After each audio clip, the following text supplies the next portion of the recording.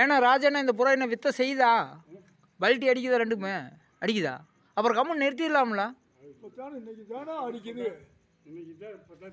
இன்னைக்கு தான் இப்போ தான் தெரியுமா அப்புறம் என்ன அப்புறம் நிறுத்தி கம்மன் நிறுத்தி வச்சிடலாம்ல அப்புறம்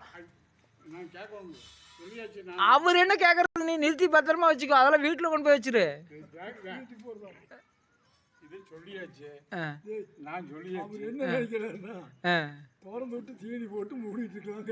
அப்படியா இங்க அதெல்லாம் நடக்காது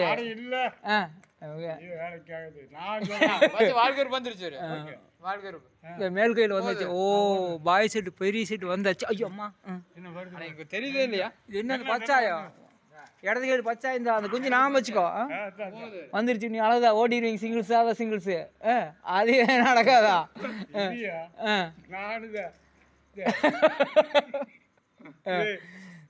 அவரு சொல்ல தெரியாது அதே மாதிரி எனக்கு சொல்ல தெரியாது அவருக்கு பார்க்க தெரியாது நீ பார்த்துருவ ஆனா சொல்ல தெரியாது என்ன இப்படி எல்லாம் இப்படி பண்ணின்னா எப்படி பண்றது சுரேஷ் நீனாச்சு பார்த்துக்குவே அவர் இது பண்ணிக்க அவருக்கு ஒன்றுமே பண்ண முடியாதா என்ன இங்கே இருந்துட்டு அவர் வந்த என்ன அவர் என்ன பண்ணணும் புறா வாங்கி கொடுத்தாச்சு கூண்டு கட்டி கொடுத்தாச்சு இடம் கொடுத்தாச்சு வேற என்ன பண்ணணும் இதை விட என்ன பண்ணணும் மறுபடியும் இன்னும் 50 ரூபாய் வேணுனாலும் வாங்கி தர்றேங்கிறாரு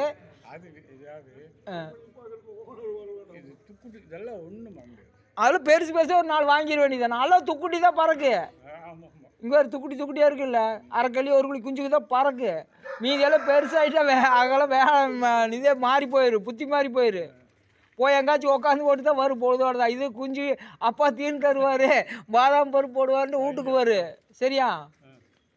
இப்போ என்ன வெயில் அடிக்குது இன்னும் கிளைமேட் மாறிடு அக்கா கூலிங் இருக்கால ஓட்டிடலாம்